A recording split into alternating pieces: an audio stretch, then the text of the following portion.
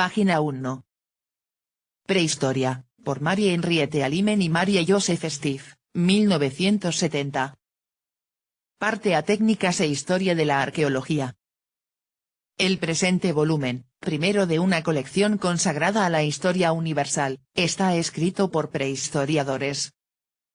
Con ello se pone de manifiesto, ya desde el comienzo de esta obra, que todo su interés se centra en la transición de la prehistoria a la historia.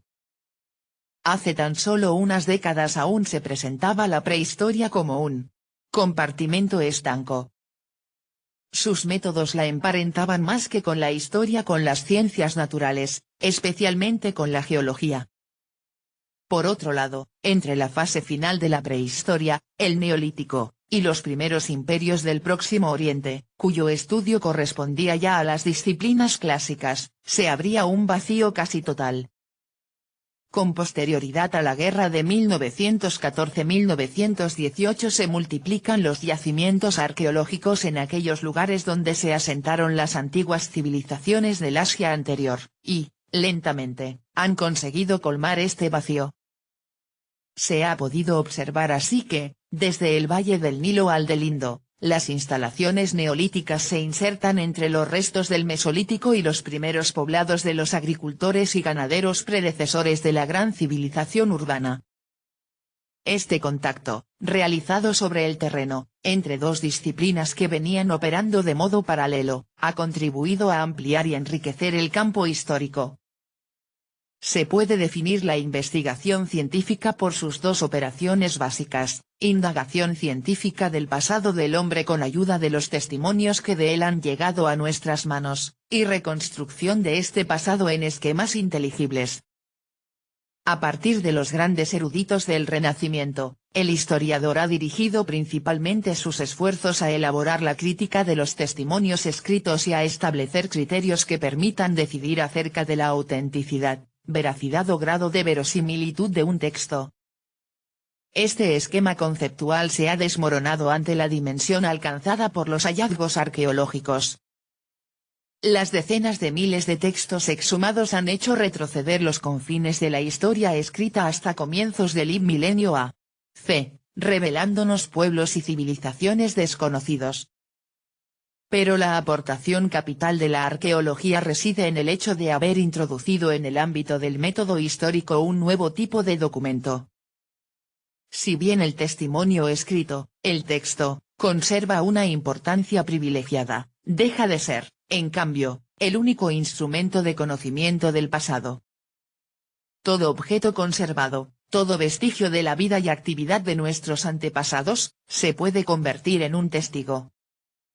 Son estas cosas, que tantos recuerdos guardan, las que constituyen el objeto propio de la arqueología para obligar a declarar a estos innumerables y dispares testigos. Esta dispone en la actualidad de una amplia serie de técnicas de investigación. El límite entre historia y prehistoria va perdiendo gradualmente nitidez. Aún en ausencia de textos, vastos sectores del pasado resultan inteligibles para el historiador a la doble luz de las centrado nuevas técnicas y de las ciencias humanas. A su vez, la esfera de la historia escrita ya no podrá privarse en lo sucesivo de la contribución arqueológica, que completa, y en ocasiones rectifica, cuanto de fragmentado, e incluso de parcial, pueda ofrecer el testimonio humano tal como aparece en los textos. Una diferencia fundamental continuará, sin embargo, contraponiendo la historia que carece de textos, que depende del método arqueológico, a la historia capacitada para hacer un uso paralelo de ambas series de documentos, escritos y no escritos.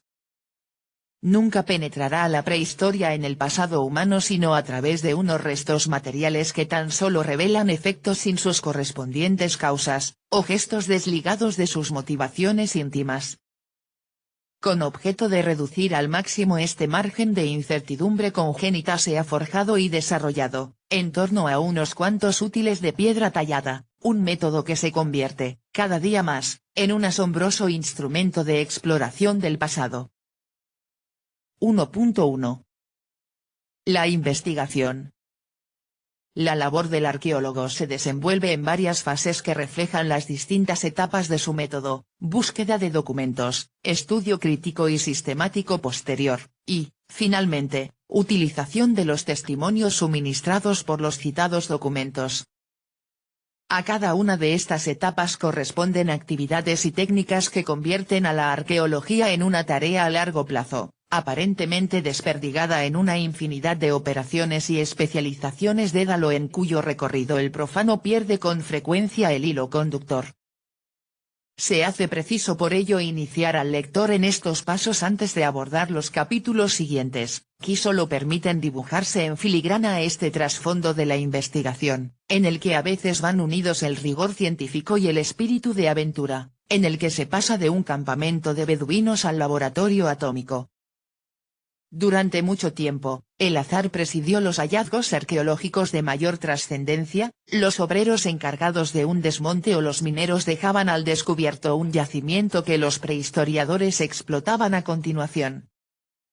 En las Caux, un perro que desapareció por una sima nos abrió acceso al más extraordinario museo de arte rupestre. El exótico comercio de los boticarios chinos puso a los prehistoriadores tras la pista del Sinanthropus.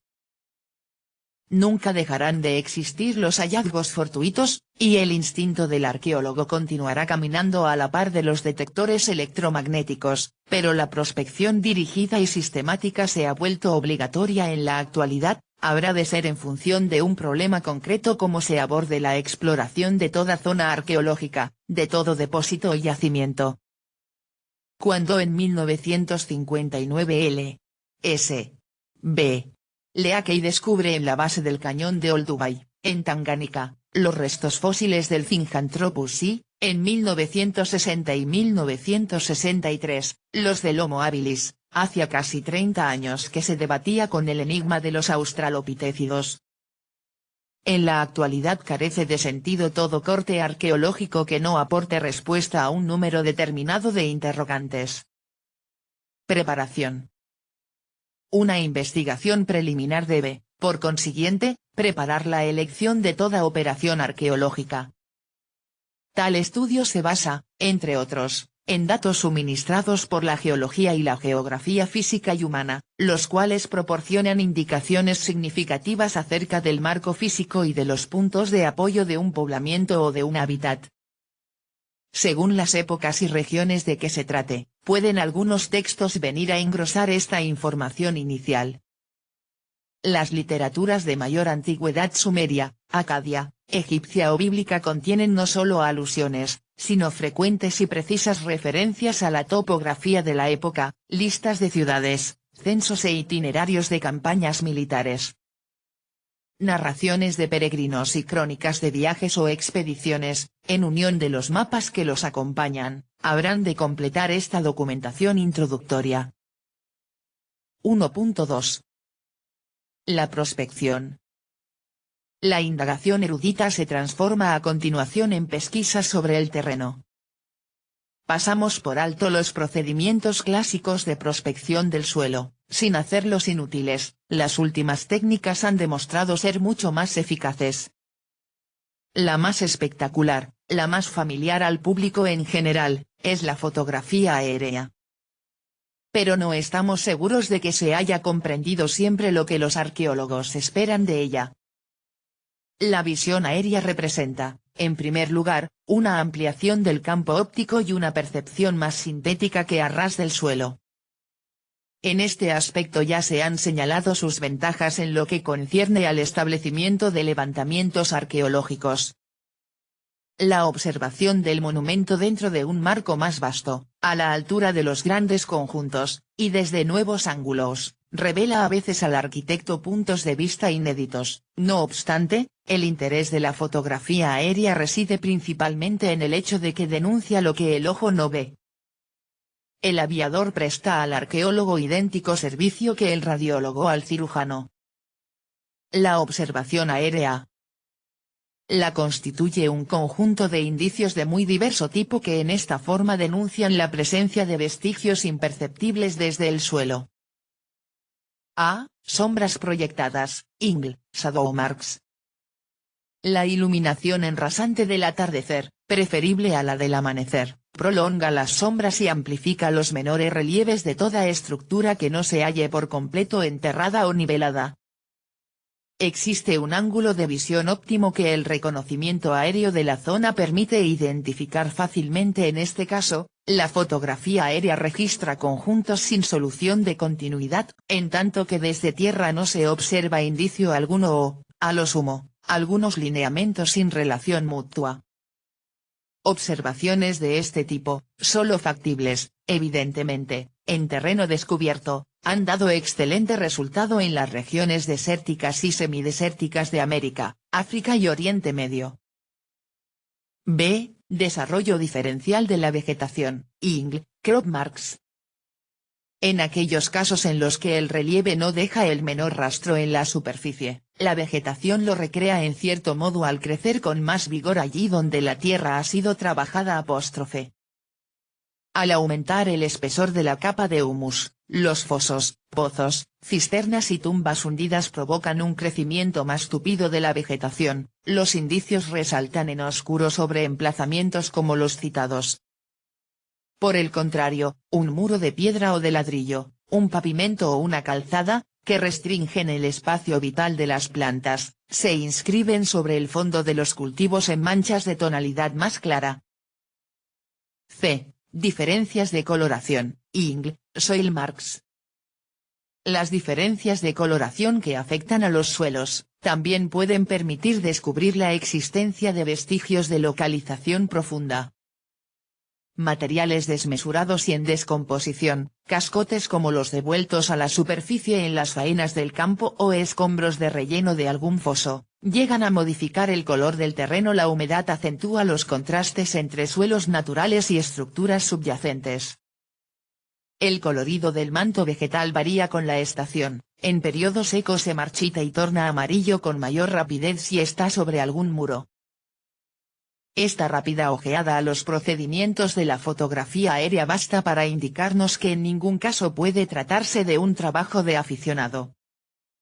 La tarea del observador resulta en realidad más complicada aún de lo que parece a primera vista. Ciertos hechos, en apariencia aberrantes, exigen para su adecuada interpretación conocimientos técnicos detallados. La interpretación. La lectura del documento aéreo se lleva a cabo mediante estereoscopios sobre series de fotos dispuestas en encabalgamiento. La sensación de relieve obtenida de este modo resulta mucho más reveladora que la mera observación a simple vista. Viene a continuación el proceso de calcado, que decanta los clichés y los filtra para, a fin de cuentas, retener tan solo el paisaje histórico, vías de comunicación, redes de canales de riego, antiguos sistemas agrarios, recintos, ciudades sepultadas, cúmulos, puertos sumergidos, etc. Por otro lado, la observación aérea utiliza cada vez más la cobertura a pequeña y media escala, lo que permite el levantamiento de verdaderos mapas arqueológicos. El inventario así constituido exige completarse con la prospección y comprobación desde tierra. Aún exceptuadas aquellas zonas en las que el manto vegetal impide cualquier tipo de observación, resulta evidente que un cierto número de vestigios del pasado escapará siempre al reconocimiento aéreo. El enlace tierra-aire sigue siendo, en consecuencia, indispensable para la elaboración definitiva del survey arqueológico. El interés primordial de la fotografía aérea reside, sin duda, en el hecho de que va a desembocar en la topografía histórica, y su aportación original debería consistir en facilitar al arqueólogo una tipología de los yacimientos revelados o revelables, en unión de una tipología de los indicios reveladores. Arqueología submarina. Un nuevo campo de prospección se abre en el futuro ante la arqueología con el desarrollo de la exploración submarina. El perfeccionamiento alcanzado por los aparatos de inmersión permite prever el día en que el trabajo de los arqueólogos submarinos instalados sobre la plataforma continental apenas diferirá del de sus colegas de tierra firme. Ha pasado ya la época de arrebatar ánforas a algún navío hundido en el cieno. La exploración arqueológica submarina posee ya un programa ampliamente iniciado: detección de estaciones sumergidas, estudio de las instalaciones portuarias, de la construcción naval y de las rutas comerciales de los marinos de la antigüedad. Detección electromagnética. Henos de nuevo en tierra. También aquí las técnicas empleadas hasta el presente exclusivamente en el sector de las ciencias geofísicas comienzan a yuxtaponerse a los métodos tradicionales de exploración. Mencionemos de paso dos tentativas cuyos resultados no han sido demasiado concluyentes, ambas indican la dirección en que se orienta la investigación. La utilización del método sísmico se ha demostrado impracticable hoy en día, ya que excepto en escalas excesivamente grandes, carece de aplicación. En cuanto al detector electromagnético, el aparato barreminas de la guerra, en la misma medida en que denuncia sin discriminación cualquier objeto magnético, sus indicaciones serán siempre limitadas y equívocas. En la actualidad se llevan a cabo varios experimentos con vistas a disponer para su uso un instrumental que asegure el registro más preciso posible de las oscilaciones del campo magnético originadas por la presencia de ruinas enterradas o sumergidas.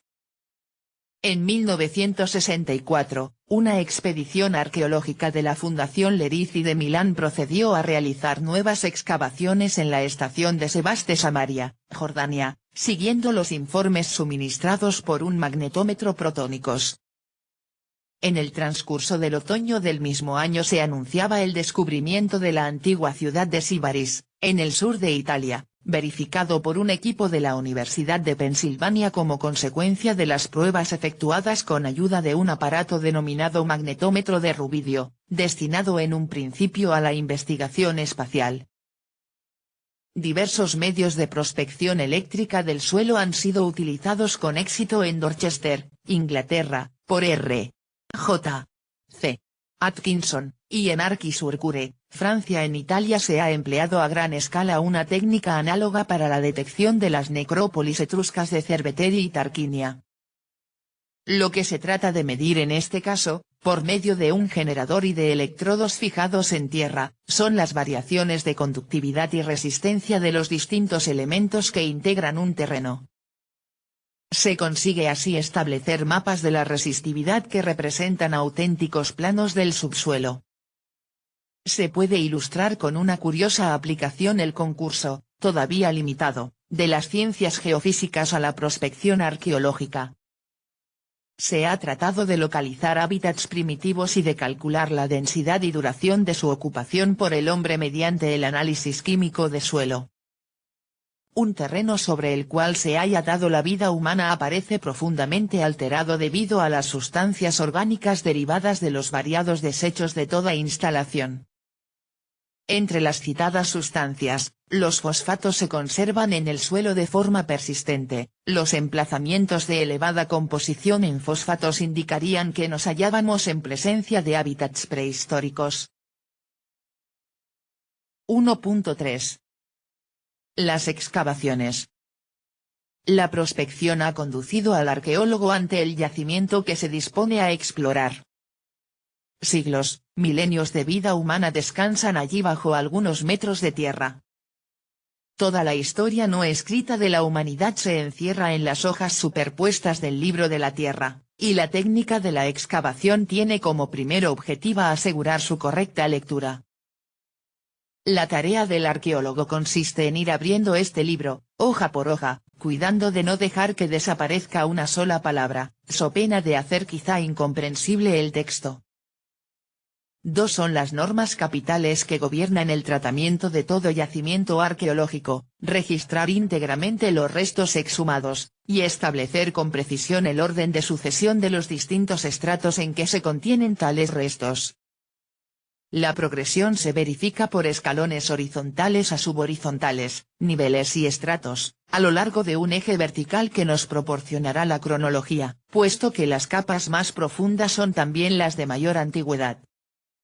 Este método, denominado estratigráfico, se ha venido empleando desde el comienzo mismo de la prehistoria. El arqueólogo lo ha tomado del geólogo, quien sitúa sus fósiles en series de terrenos superpuestos. Pero en ningún caso bastaría con recoger de cualquier forma todos los objetos diseminados en un estrato arqueológico y clasificarlos a continuación por su orden de sucesión. Cada uno de estos objetos carece de significado para el historiador si se considera aislado de todo lo que le rodea, forma parte de un conjunto, de una estructura que da cuenta de su situación y función. Tal estructura puede hallarse representada por un palacio, una tumba o un montón de detritos. Un mismo objeto adquirirá diferentes sentidos según el lugar donde fue encontrado, inversamente, todo objeto característico nos iluminará acerca del destino de una determinada estructura. Cada nivel arqueológico forma en su totalidad un bloque en cuyo interior continente y contenido se explican mutuamente. Por consiguiente, todo vestigio se debería poder definir en cada caso por dos tipos de relación: por una parte, la que lo vincula a todos los objetos y estructuras del mismo estrato, sincronía, y, por otra, la que lo relaciona con los objetos y estructuras de los estratos anteriores y posteriores, diacronía. Antes de emprender la remoción de los depósitos de relleno de una cueva o de aquellos que recubren instalaciones situadas al aire libre, el excavador comienza por practicar en el espesor de esta masa una especie de sondeo, que le suministrará información acerca de la sucesión de los niveles de ocupación, su duración aproximada y la importancia de la estación. Este sondeo, que se agrega posteriormente a la excavación, constituye una especie de escala estratigráfica a que referirse en lo sucesivo para el levantamiento de los estratos. Así, pues, la eliminación de las capas de tierra no se efectúa a ciegas. Una gran cantidad de indicios surgen para guiar al excavador en pleno proceso de extracción.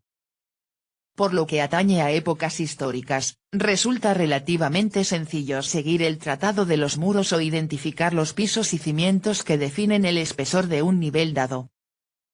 Mayor delicadeza exige el estudio de las capas de transición, formadas de sedimentos naturales, estériles o de escombros y cenizas, pero será en ellas donde, con gran frecuencia, se hallen las causas de la destrucción o del abandono de un emplazamiento. En el campo de la prehistoria, el arqueólogo debe ser a un tiempo geólogo, puesto que el establecimiento de una estratigrafía solo es posible a partir de elementos naturales. La formación de un estrato es consecuencia de procesos físico-químicos, detríticos y mecánicos, tales como sedimentaciones, solifluxiones, corrimientos, etc. Una vez fijado el espesor de un estrato, su levantamiento se lleva a cabo progresando lentamente, de arriba a abajo, en la totalidad de la superficie excavada. Importa situar con suma precisión dentro de este espacio en que yacen los despojos del pasado, cada uno de los objetos y estructuras, y conservarlos en su posición. La finura de este cernido variará necesariamente con la escala del yacimiento o emplazamiento. Resulta del todo imposible, sin que se verifique cierta transposición, aplicar íntegramente a la extracción de grandes conjuntos arquitectónicos aquellos métodos dictados al prehistoriador por la misma naturaleza de los escasos vestigios de que dispone.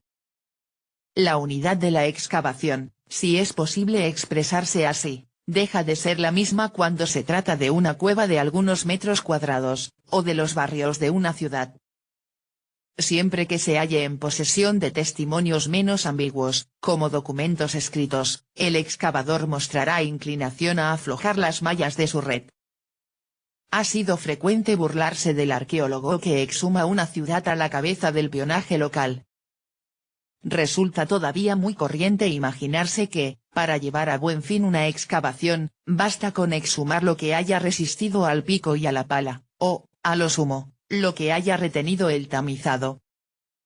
Una simple coloración del suelo, sin embargo, puede ser indicio de un antiguo hábitat, de muros hoy desaparecidos, ghostwatch, o de vigas y puertas de madera. Existen además vestigios invisibles que solo se mostrarán a la luz polarizada de un microscopio. El arqueólogo se halla obligado a descubrir, e incluso anticipar, el mayor número posible de testimonios, puesto que, al pasar al siguiente nivel destruirá, ahora de forma irremediable, lo que el tiempo había perdonado. Se comprende mejor por ello la trascendencia de la segunda operación, que va a consistir en registrar, antes del levantamiento de cualquier estrato, la porción de pasado conservada en su seno.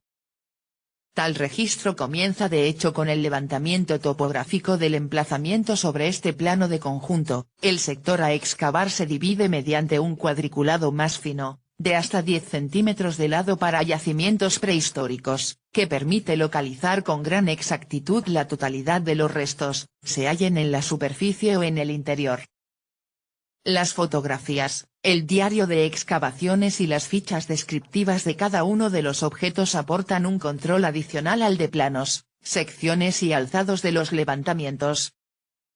Un registro ideal debería permitir la total reconstrucción del estrato arqueológico, que la prosecución en profundidad de los trabajos reduce casi siempre a la desaparición, aunque esta no es, sin embargo, total. Los esfuerzos del arqueólogo tienden, cada vez más, a salvar lo más que se pueda de tales capas, conservando una especie de concentrado de ellas. A este cuidado responden las diversas tomas de muestras que se efectúan según su naturaleza. Las muestras serán estudiadas, clasificadas o sometidas a tests en el laboratorio. Carece de interés insistir aquí en los restos clásicos, en su mayor parte de tipo industrial, cuyas series han contribuido a fijar los esquemas de la arqueología: utillaje, cerámica, armas, objetos ornamentales, monedas, etc. Como se ha repetido ya en bastantes ocasiones, una expedición arqueológica, hasta hace poco tiempo aún, solía convertirse rápidamente en caza de objetos preciosos. Hoy día casi se podría hablar de la tendencia contraria, ningún vestigio carece ya de importancia. El fragmento más diminuto posee un lugar propio en una serie tipológica. Un simple cascote puede ser de mayor importancia que una pieza intacta. Residuos de tallas y desechos de fabricación han revelado multitud de detalles acerca del grado de desarrollo de las distintas técnicas o del útil que sirvió para producir con el otro útil. Restos óseos humanos y animales, residuos de alimentos, detritos, semillas y huesos, todo, se recoge escrupulosamente. De un corte estratigráfico se separan capas de sedimentos y se trasladan en unión de muestras del terreno en que se haya observado la presencia de polen y de restos de ceniza o de carbón vegetal, que nos proporcionarán el preciado carbono radioactivo. 1.4. La arqueología en el laboratorio. Finalizada la excavación y en posesión de un material sumamente complejo, que por sí solo no sabría cómo explotar, el arqueólogo se ve obligado a recurrir a la colaboración de técnicos especialistas. Sea la que fuere la influencia que se les quiera atribuir en la historia, resulta imposible prescindir de la acción de los factores naturales, del medio ambiente, en la existencia de las sociedades humanas. En un sistema ecológico, condiciones climáticas, medio físico, flora y fauna, los distintos elementos del conjunto se relacionan por una trama de interacciones. La desaparición de una especie vegetal es susceptible de acarrear un cambio radical en el modo de vida humano. Fácilmente se comprende el concurso que las ciencias naturales y físico-químicas pueden prestar a la síntesis arqueológica. Sedimentología. La sedimentología, de múltiples técnicas y aplicaciones, estudia la formación y constitución de los depósitos o sedimentos. Ahora bien, en una cueva, los sedimentos se hallan sosteniendo, envolviendo y recubriendo restos arqueológicos. El examen microscópico de las partículas componentes del suelo, morfoscopia, o su análisis estadístico, granulometría, descubre tal cantidad de indicios que podrían asombrar al lego en la materia. Los guijarros y arenas de todo sedimento han sido marcados por la acción del agua, del calor y del frío, que modifica contornos y superficies. Estos variados tipos de alteración, revelados por el grado de aplanamiento o de achatamiento producido, delatan las condiciones y oscilaciones del clima, existencia de glaciares, alternancia de frío y de calor, acarreo marítimo o fluvial, etc. Las distintas técnicas granulométricas, cribado de los cantos, levigación de las arenas, sedimentación de los limos, tienen por objeto distribuir, según tamaño y porcentaje, los diversos elementos que integran un sedimento. Tales datos se llevan a continuación sobre diagramas acumulativos. De este modo se ha conseguido establecer, a partir de sedimentos procedentes de grutas prehistóricas, que la fragmentación grosera, tamaño de grano superior a 5 milímetros, se debe a la acción del frío sobre las paredes rocosas e indica un periodo glaciar. Durante los periodos interglaciares, de clima cálido y húmedo, la alteración química producida por el agua de infiltración origina un grano más fino, tamaño inferior a 2 milímetros. Tales observaciones son de suma importancia para la prehistoria. Paleobotánica y palinología. La colaboración entre el paleobotánico y el arqueólogo desborda el terreno prehistórico y se revela cada vez más fructífera. A veces se encuentran en las excavaciones restos vegetales en bastante buen estado de conservación, sin hallarse carbonizados, maderas, cortezas, semillas y hasta fragmentos de hojas. El estudio de tales residuos, descubiertos casi siempre in situ, nos permitirá identificar las distintas especies y localizar su área de origen.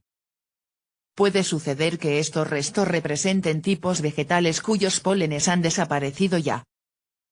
No obstante, al conservarse mejor gracias a su extraordinaria resistencia y al hallarse, en consecuencia, repartidos en mayor cantidad, los pólenes se prestan a la observación estadística, palinología.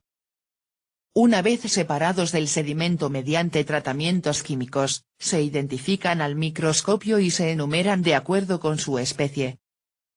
El diagrama polínico, porcentaje de las diversas especies de cada uno de los estratos, en abscisas, y nivel de extracción de la muestra, en ordenadas, nos ofrece una imagen del paisaje vegetal y de su evolución en función de las oscilaciones climáticas.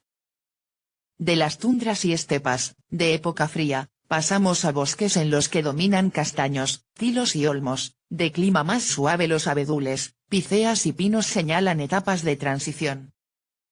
La asociación de restos arqueológicos con facies forestales características vendrá a confirmar el sincronismo existente entre dos estaciones prehistóricas muy alejadas entre sí o menos perfectamente definidas. El análisis polínico puede poner de manifiesto la intervención humana, que modifica el manto vegetal, indirectamente, manifestará la existencia de hábitats al señalar la alternancia de despoblamientos y repoblamientos forestales, y cuando identifique la presencia de plantas de cultivo sabremos que hubo agricultores que tomaron posesión del terreno en cuestión. La fauna.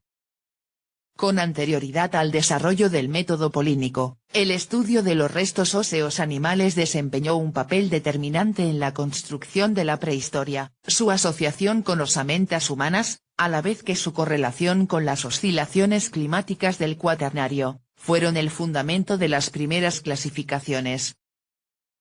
Los trabajos de laboratorio del paleontólogo, mediciones y estadísticas, carecerán de toda trascendencia si las muestras óseas no son suficientemente numerosas, no están representadas por piezas significativas o no han sido situadas con precisión en los niveles de la excavación.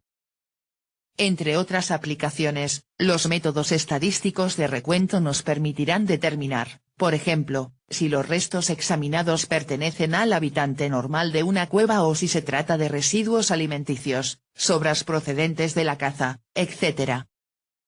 El establecimiento de una curva de mortalidad, en caso de que se trate de una curva de mortalidad natural, indica que nos hallamos ante una población equilibrada, es decir, del verdadero ocupante de la localidad. El predominio de una especie sobre todas las demás a lo largo de los distintos estratos arqueológicos pone de manifiesto las oscilaciones del clima y del medio vegetal. La gacela, animal de estepa, es indicio de periodo seco, y en cambio el gamo, habitante del bosque, lo es de periodo húmedo. Investigaciones de un orden diferente comienzan a orientarnos en direcciones imprevistas. El hecho de que la osamenta fósil conserve su microestructura nos ha procurado la posibilidad de reconocer indicios patológicos en esqueletos de reptiles del Pérmico, de diagnosticar artritis crónicas en dinosaurios del Terciario y osos de las cavernas del Cuaternario. El hombre fósil se hallaba expuesto a periostitis, osteomielitis y tuberculosis ósea. Se ha podido descubrir en los restos óseos no solo huellas de traumatismos, sino señales de enfermedades como la sífilis o la lepra. A través del microscopio y de los rayos X, un mundo que se podía creer abolido vuelve a aparecer ante nuestra vista. 1.5. La medición del tiempo.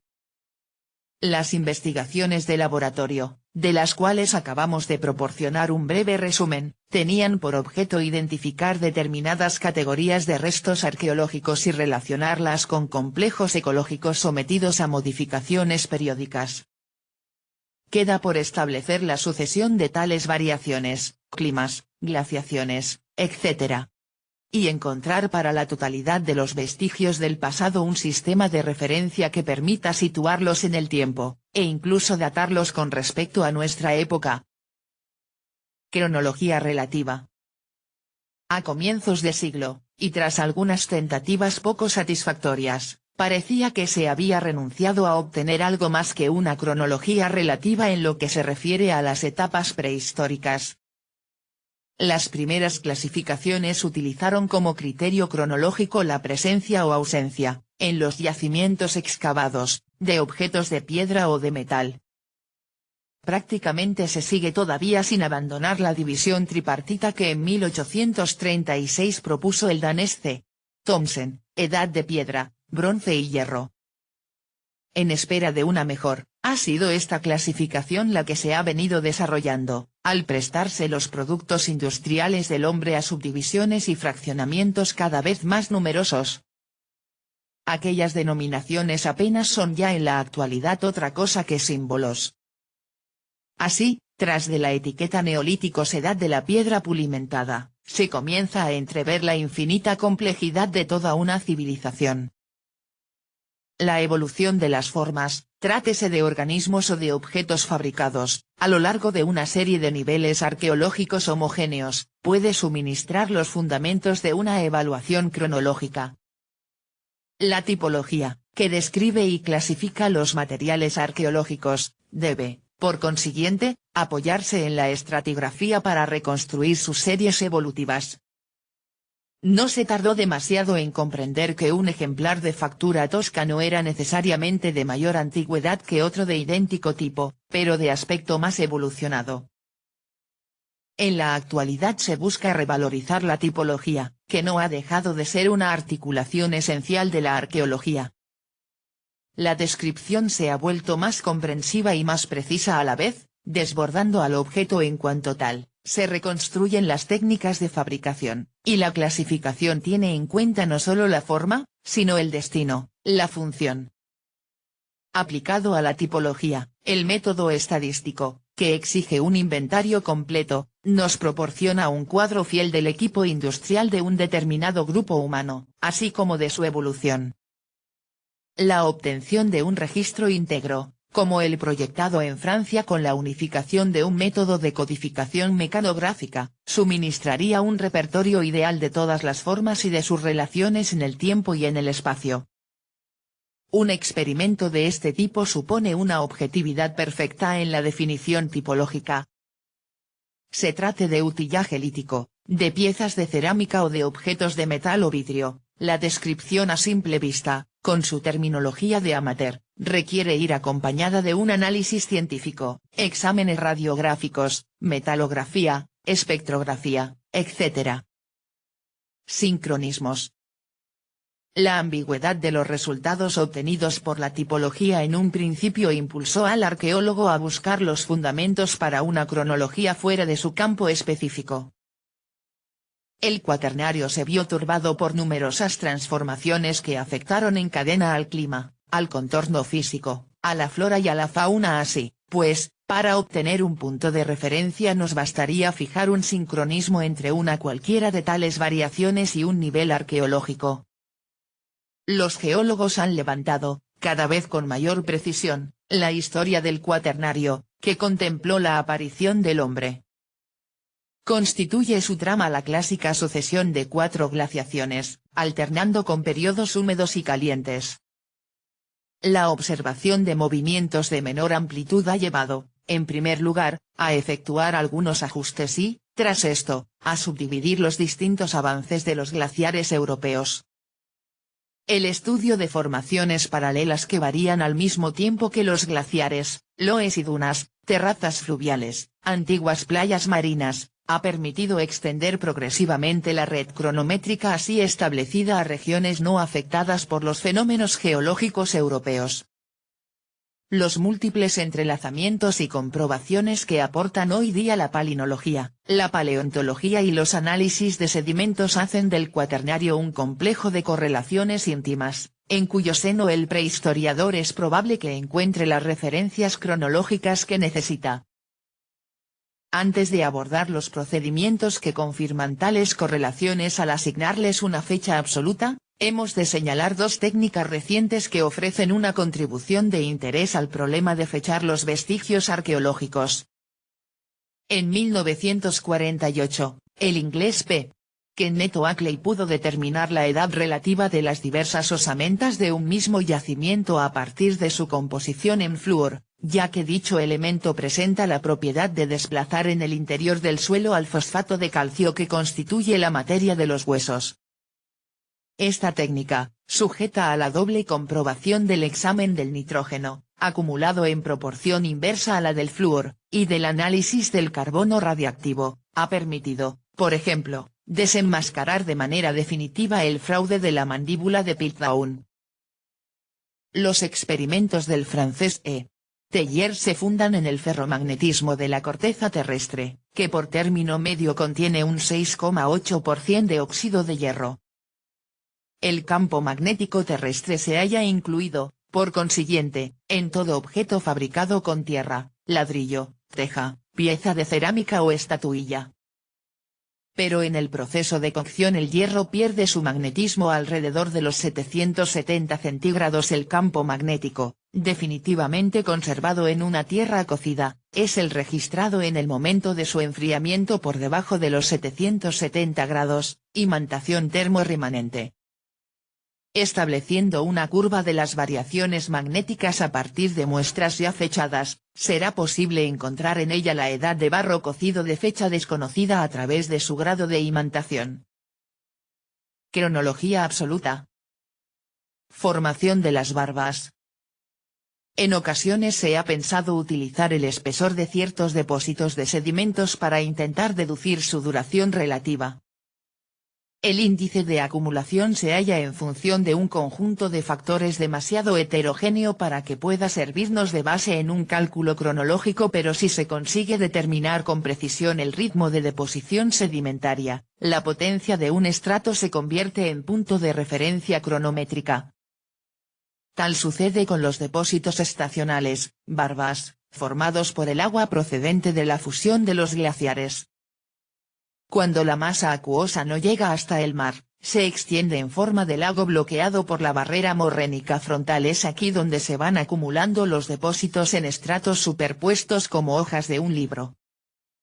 En las proximidades del estío, la masa de agua de fusión es más abundante y acarrea mayor volumen de sedimentos y las hojas son más gruesas y de grano mayor que en otoño e invierno. Las barbas, o bandas, del periodo frío, más finas, trazan por tanto una clara divisoria entre cada depósito anual. En Suecia, G.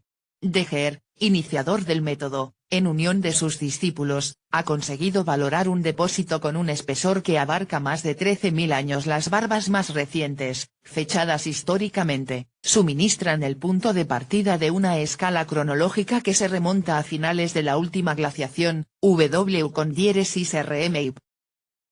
Las verificaciones llevadas a cabo con el análisis del carbono radiactivo han confirmado estas fechas. El análisis polínico ha permitido enlazar esta duración anónima con las fases climáticas de Europa septentrional.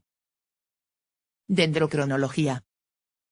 Se sabe, desde hace tiempo, que es posible valorar la edad de un árbol efectuando el cómputo en el corte de un tronco de sus círculos de crecimiento, ya que el árbol aumenta cada año en un anillo. Pero el grosor de estos anillos disminuye del centro a la periferia. Esta variación es lo suficientemente regular como para hacer posible la determinación de un espesor medio en función de la distancia al centro. Ahora bien, suele ser frecuente que los círculos de crecimiento ofrezcan desviaciones con respecto al espesor medio. ha sido posible establecer que dichas variaciones correspondían a las oscilaciones del clima. Los espesores más gruesos indican años cálidos y húmedos. El análisis de todas estas variaciones, reflejado en diagramas climáticos, permite observar la existencia de secuencias características. Por consiguiente, dos árboles que ofrezcan idénticas secuencias son contemporáneos. Resulta posible fechar así una muestra procedente de un árbol talado en época desconocida. La escala cronométrica se construye en tal caso a partir de un árbol actual y el enlace se establece por medio de árboles cada vez más antiguos. Las secuoyas californianas llegan a alcanzar hasta 3000 años de edad. Con el mismo proceso se ha conseguido obtener la cronología absoluta de los emplazamientos de los indios pueblo. En el sudoeste de los Estados Unidos, en cambio, los tests efectuados con postes de palafitos europeos o con muestras procedentes de los bosques sumergidos de Nueva Escocia han resultado poco concluyentes debido al deficiente estado de conservación de la madera. El carbono radioactivo. Ya hemos aludido en distintas ocasiones a comprobaciones de fechas mediante el carbono radioactivo o C14. A los ojos del gran público se trata de la técnica mágica de la arqueología. En realidad, la datación por el análisis del C14 se halla aún lejos de estar perfeccionada. Las mediciones han demostrado ser más delicadas de lo que en un principio se creía, y, posiblemente, no se hayan eliminado aún todas las fuentes de error. Será preciso revisar ciertos resultados que se han considerado definitivos con excesivo apresuramiento. Ello no impide, sin embargo, que la valoración del contenido de radiocarbono pueda, una vez asegurada su técnica, suministrar al historiador la base científica de una cronología absoluta. Nos limitaremos aquí a indicar, a grandes rasgos, el procedimiento en cuestión, que consiste en medir el tiempo que emplea un cuerpo radiactivo en perder gradualmente su radiactividad. Al descubrir, en 1949, que en la naturaleza existía carbono radioactivo, el físico norteamericano W. F. Libby señaló inmediatamente sus posibles aplicaciones futuras en el campo arqueológico. Hay que buscar el origen del C14 en la irradiación cósmica. Los neutrones, núcleos atómicos, emitidos en esta irradiación provocan en las altas capas de la atmósfera la transmutación del nitrógeno en carbono radioactivo, el cual se combina con el oxígeno del aire para dar anhídrido carbónico.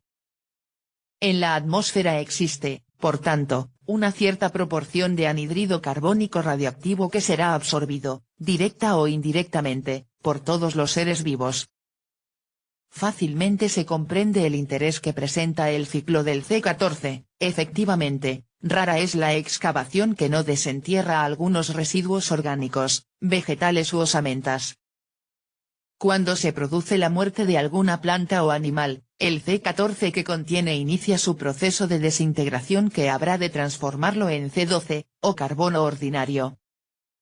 Esta alteración se efectúa siguiendo un ritmo regular, por lo que hace al C14, se ha fijado su coeficiente de desintegración o periodo, que representa el tiempo que tarda la radioactividad en reducirse a la mitad, en 5570 años. Por tanto, si se mide la radiactividad residual de una muestra se podrá obtener el número de años transcurridos desde la muerte del vegetal o del animal del que ésta procede. Si la disminución en la mitad de la radiactividad en cuestión corresponde a 5570 años, su descenso hasta la cuarta parte representará una duración de 11140 años, etc. Para etapas superiores a los 20.000 años, los cálculos resultan inciertos en razón de la debilidad de la radiación y de las posibles contaminaciones. En una primera fase, los tests, realizados con muestras fechadas mediante distintos procedimientos, han proporcionado resultados convergentes. Esta técnica no deja de perfeccionarse, se ha superado ya el techo de los 20.000 años. La conversión del C14 en acetileno hace retroceder los límites de la investigación hasta cerca de los 70.000 años. Aún descontando el uranio 235 y el 238, otros elementos radiactivos, como el potasio 40, periodo, 1.300.000 años, sustituyen ampliamente al C14 por encima de los 70.000 años. Gracias a estos medios se ha podido asignar a los restos fósiles del Zinjanthropus, australopithecino del África Oriental, una fecha próxima a 1.750.000 años. Una red cada vez más tupida de puntos de referencia comienza de esta manera a jalonar los más remotos y oscuros senderos de la historia. 1.6. Al servicio de la historia. Al finalizar el presente bosquejo, el oficio de arqueólogo se muestra bajo una luz distinta. La eterna disputa entre antiguos y modernos toma en este caso un sesgo imprevisto. ¿No se ha convertido la arqueología en la actualidad en asunto exclusivo de algunos técnicos especializados? ¿Es que el historiador tiene derecho aún a supervisar un material que se le escapa cada vez más de las manos para ir a parar a un laboratorio? Está claro que el arqueólogo no puede ignorar ya todas estas técnicas. Comienza a perfilarse una revisión de los métodos tradicionales, cuya supervivencia se está prolongando demasiado. Desde la fase misma de la prospección del terreno se ha hecho indispensable la presencia de asistentes técnicos y de especialistas. Esta cooperación habrá de mantenerse también a nivel de los estudios de laboratorio. Pero si bien el arqueólogo se verá precisado en adelante a ser capaz de asimilar un conjunto bastante amplio de datos técnicos, será para convertirse en un historiador mejor. Técnicas e historia. El instrumental científico no debe aún crear ilusiones. Los instrumentos de detección, análisis de laboratorio, mediciones y diagramas nunca superarán, desde el punto de vista de la historia, su condición de medios para conocer mejor el pasado. Corresponde al arqueólogo el explorar la masa de informes a su disposición. Él es el único que puede coordinar elementos de muy distinto carácter, e incluso carentes de conexión, con miras a infundir vida a este pasado, a aprenderlo, con la mayor amplitud posible, como un hecho humano. Él, exclusivamente, puede escribir la historia que no está escrita. Pero, para ser exactos, ¿es que se puede hablar en este caso de historia? Todo este residuo material de las civilizaciones pasadas nos informa tan solo de manera equívoca. Basta con evocar cuál sería nuestra imagen de la civilización del antiguo Israel si careciésemos de la Biblia, unos cuantos lienzos de muro, series de piezas cerámicas de tosca factura y, aquí y allí, algunas figurillas de tierra cocida, testimonios probables de un politeísmo poco elaborado. En ausencia de todo documento escrito, ¿acaso dispone el arqueólogo de algún elemento que la permita conocer desde su interior una civilización? El vocabulario al uso puede producir esta ilusión, hablar de industrias, de culturas y, finalmente, de civilizaciones no significa que se trate de etapas cuya evolución esté ya establecida sobre bases definitivas. Las civilizaciones se nos van haciendo más borrosas a medida que se alejan de nosotros y que disminuyen aquellos vestigios que nos definen sus rasgos esenciales. Una civilización, como lo sigue demostrando el panorama contemporáneo, puede desarrollarse en un sentido que no sea el del progreso material o técnico. El que se manifieste un estancamiento a nivel del utillaje no significa necesariamente un alto en toda la línea.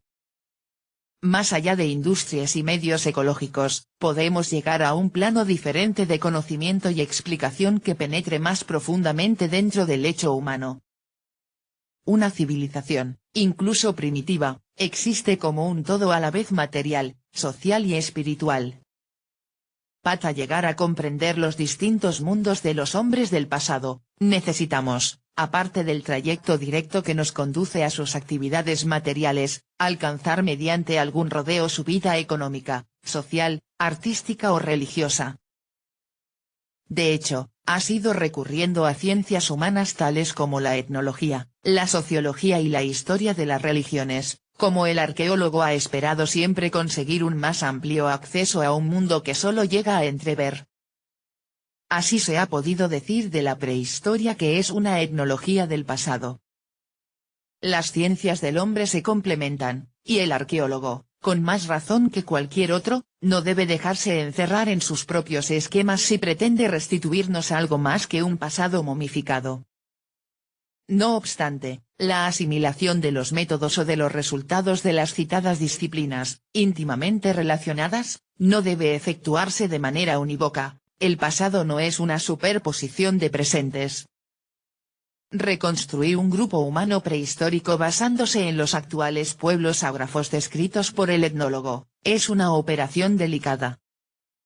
Pero el arqueólogo dispone hoy cada vez más de medios para verificar si la explicación propuesta conserva su valor en un contexto pasado.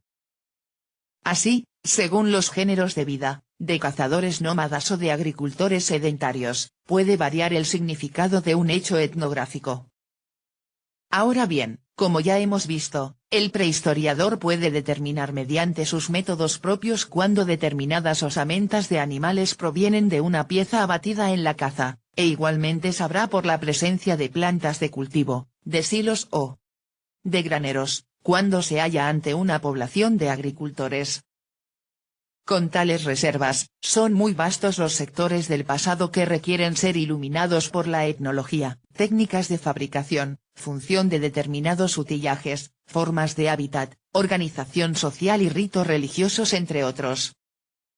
El dominio de la amplia gama de actividades y técnicas que revela el Neolítico, ganadería, agricultura, cerámica, tejido, con la temprana adición de la metalurgia y la arquitectura, exige del grupo conocimientos técnicos muy precisos. Hoy día nadie pensaría ya en explicar estas inmensas conquistas, por la acumulación fortuita de una serie de descubrimientos efectuados al azar. Cada una de estas técnicas supone siglos de observación activa y metódica, hipótesis audaces y comprobadas. El hombre del Neolítico o de la protohistoria es, pues, heredero de una larga tradición científica. Se trata de una ciencia de lo concreto, utilizando de nuevo los términos del autor citado, explicación al nivel de las propiedades sensibles como pone en evidencia una investigación etnológica más a fondo y más lúcida.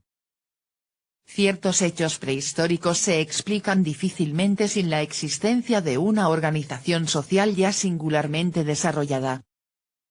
Al investigar el origen de los productos en bruto o manufacturados que encontraban en los yacimientos, los arqueólogos establecieron la existencia, ya en el Paleolítico superior, de grandes vías de comunicación, instrumento de migraciones e intercambios, a través de las cuales transitaba la obsidiana, luego el lapislázuli, el ámbar y la jadeíta, y, más tarde, metales raros como el estaño.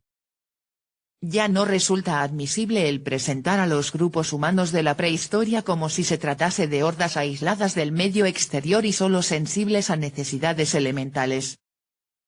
La obsidiana, objeto del primer comercio humano, constituía un material de lujo, y, además, el comercio es en sí mismo un fenómeno social de gran complejidad. La transmisión a lo largo del Paleolítico inferior de determinadas técnicas, la talla bifacial o la técnica levalloisiense, por ejemplo, lo que permite suponer la difusión de tales industrias en áreas muy vastas, remite a una época bastante remota la hipótesis de la existencia de comunicaciones entre sociedades humanas muy distanciadas entre sí. Si llegaran a confirmarse y a tomar cuerpo estas características nos abrirían perspectivas inesperadas, ya que implican con la existencia del lenguaje todas las consecuencias que este simple hecho lleva emparejadas, un conjunto de normas sociales, estéticas y morales que constituyen el fundamento mismo de la civilización. Este resquicio por el que contemplar una forma de vida más elevada en el hombre prehistórico se ensancha notablemente apenas se toma contacto con los restos de su arte, o con los testimonios perceptibles de sus actitudes religiosas. Es en este plano donde las adquisiciones de la etnología y de la historia de las religiones pueden hacernos cada vez más inteligibles los hechos arqueológicos. Tanto si se trata de un romboide toscamente grabado como de una pared cubierta de frescos, el arte prehistórico nunca deja de fundirse con la vida espiritual del grupo, ya que se haya vinculado orgánicamente a los mitos a través de los cuales éste expresa sus relaciones con el universo y lo invisible. En una de sus últimas obras, el profesor A. Leroy Gouran ha sometido a una crítica rigurosa las teorías en curso acerca de la existencia de un culto al oso o a la mandíbula humana durante el Paleolítico. Como conclusión de su análisis estadístico demuestra que el emplazamiento de los restos óseos en el interior de las cuevas, así como su selección, se explican por la disolución química del calcio, la morfología del yacimiento o la acción de los agentes mecánicos, pisadas humanas o animales. Prácticamente no queda en pie nada de lo que se había tomado por una de las formas de las religiones prehistóricas. Por el contrario, su interpretación, basada en el mismo método estadístico, de las pinturas rupestres de la época magdaleniense, propone un reagrupamiento que contiene un esbozo de auténticas categorías religiosas. Interrumpimos con este ejemplo el capítulo que nos ha correspondido, puesto que ilustra a maravilla las actuales tendencias de la arqueología. Extremando el rigor científico se consigue una mayor verdad histórica. La humanidad prehistórica nos atañe. Nuestras civilizaciones hunden sus raíces en los hechos e intuiciones de los hombres cuya aventura tratarán de relatar los capítulos siguientes. La historia comienza entonces, para continuarse sin interrupción hasta nuestros días. En la tupida madeja, repleta de hilos truncados, de la evolución humana, el arqueólogo sabe que se esconde un nexo que nos une al más remoto tallista de la piedra. Página 32.